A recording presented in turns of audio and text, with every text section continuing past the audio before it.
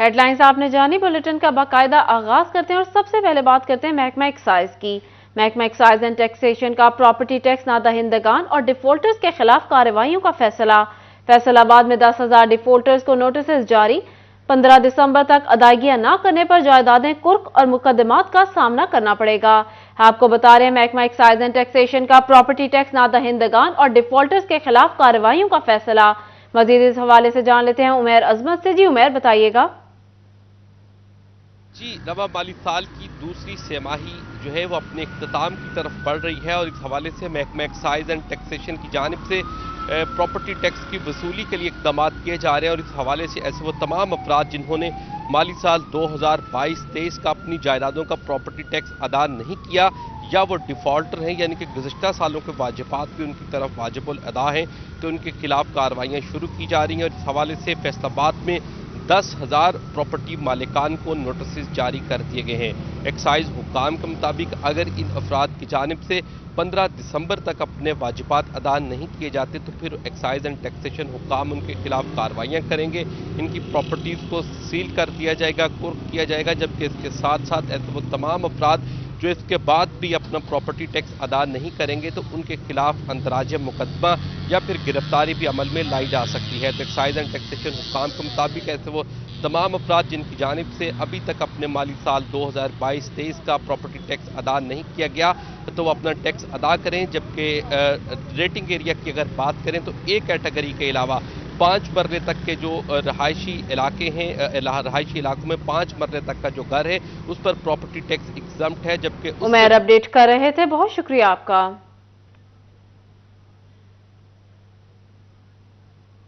Rawalpindi special duty से गैर हाजिर होने वाले बटालियन फोर्स फैसलाबाद के 56 पुलिस एहलकारों के खिलाफ सख्त कार्रवाई की सिफारिश। स्पेशल ड्यूटी से गैर हाजिर होने वालों में 1 ASI, 5 हवलदार और 50 कांस्टेबल्स शामिल हैं। Incharge establishment branch battalion 4 Waqas Hindal ने कार्रवाई के लिए सिफारिशात SP बटालियन 4 को इरसाल कर दी। मजीद इस हवाले से जान लेते हैं तैयब मकबूल से। जी तैयब, बताइएगा।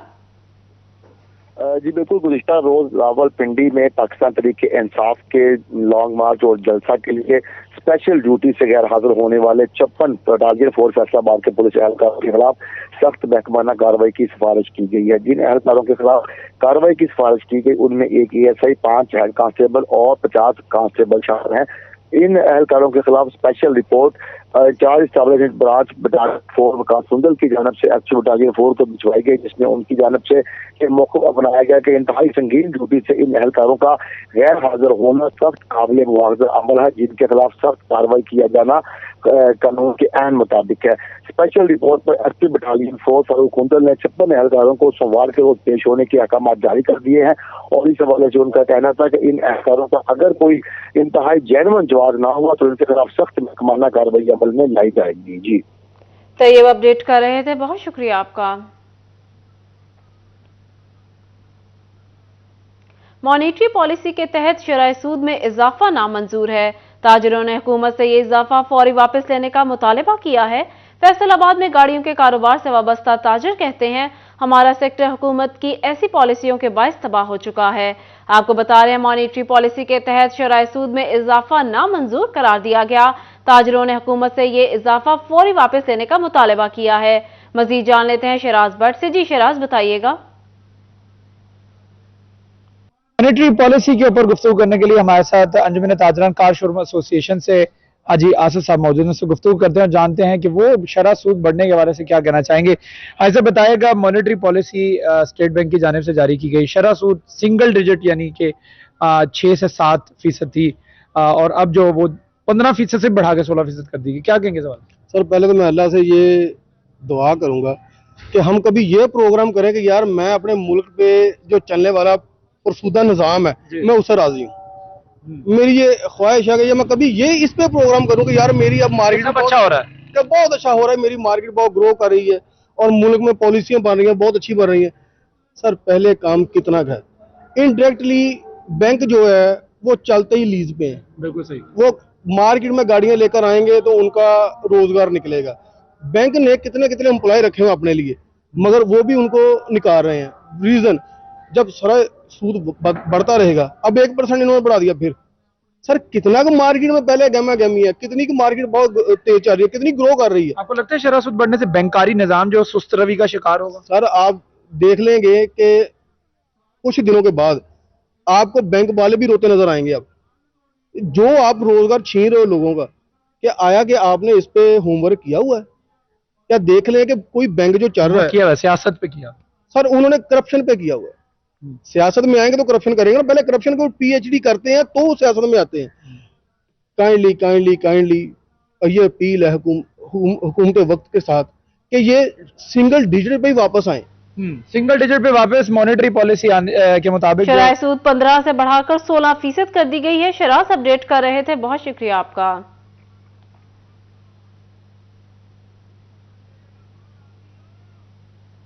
खबर शामिल कर लेते हैं जंग से।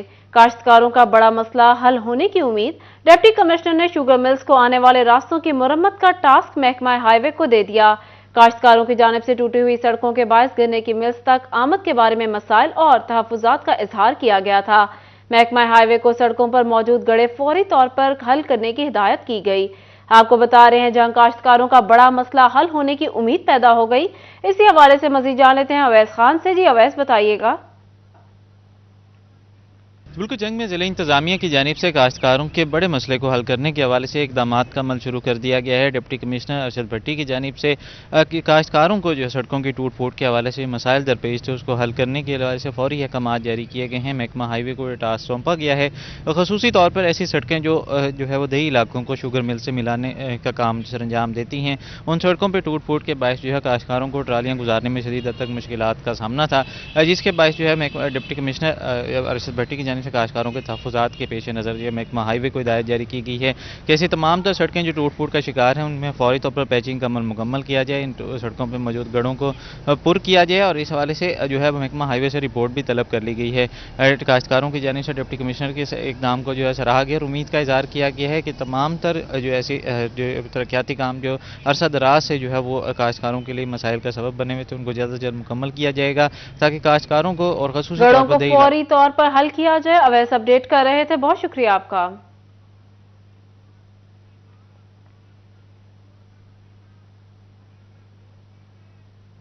मुत्तहिदा अरब इमारात जाने वाले मुसाफिरों के लिए अहम खबर। यूएई में इमिग्रेशन हुकाम ने मुत्तहिदा आने वाले मुसाफिरों पर नई पाबंदी लगा दी।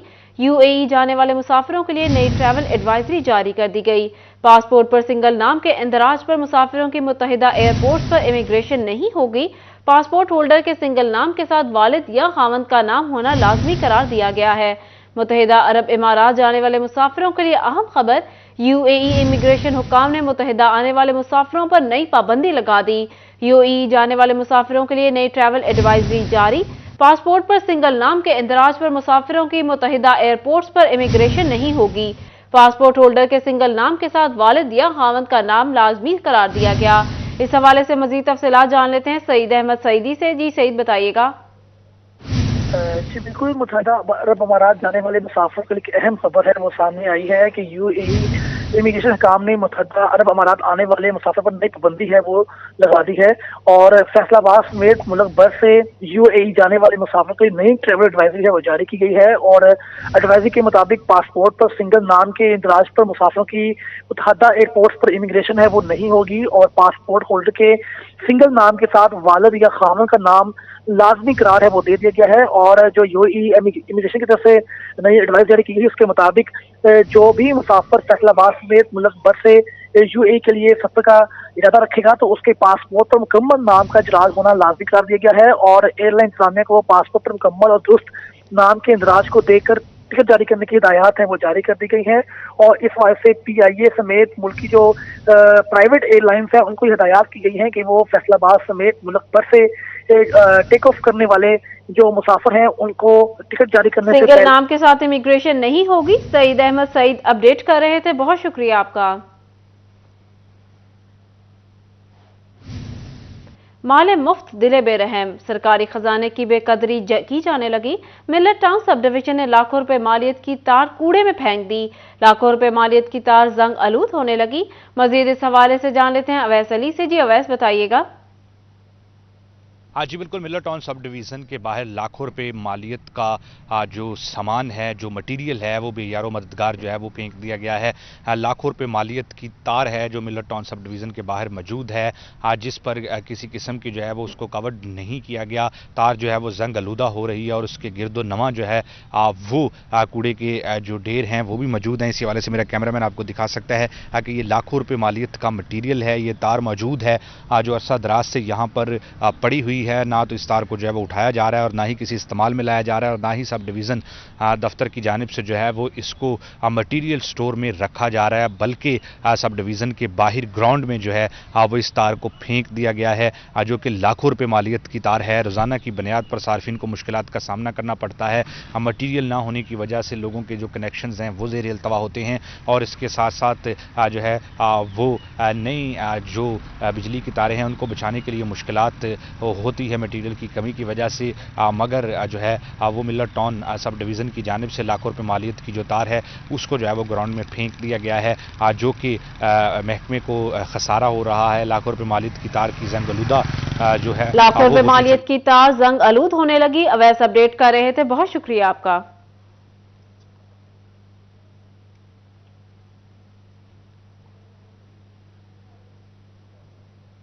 सर्कल लालिया के थाना कांडीवाल की पुलिस ने तकरीबन 1.5 किलो चर्स बरामद कर ली। मनशियात का मकरू धंधा करने वाले मुलजिम आबिद को भी गिरफ्तार कर लिया।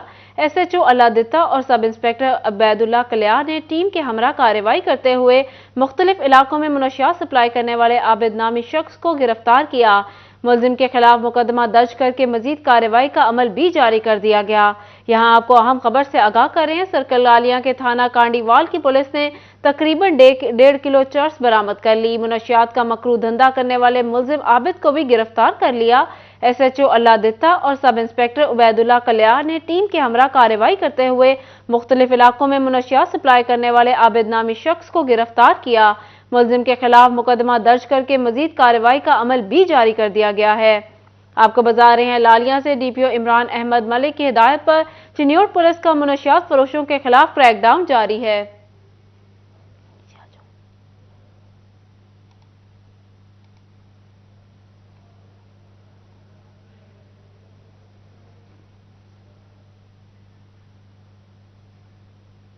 Welcome back. अब बात कर लेते हैं क्रिकेट के हवाले से।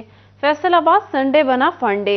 फैसलाबादी क्रिकेट के मतवाले नौजवान और बच्चे क्रिसेंट ग्राउंड में क्रिकेट खेलने में मगन हैं। कहते हैं इतवार को पूरा दिन क्रिकेट खेलते हैं। इसी पर बात कर लेते हैं अरसलान दुरानी से। जी अरसलान।